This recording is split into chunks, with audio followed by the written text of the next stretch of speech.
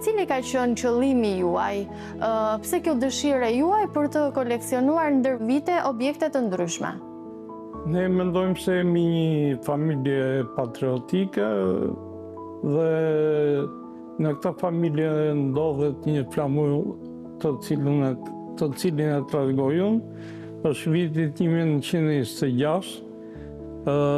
Familja ime vjen nga Korça dhe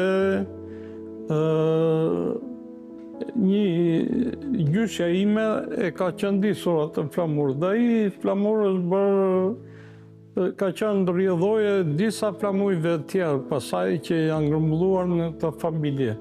Po pasaj kam qenë i detyruar që të mbledh dhe duke më e ditur që flamuri jonë ende nuk është ekziston, flamuri që është ngritur në Vlorë, ne nuk e kemi, as në muzeume nuk është.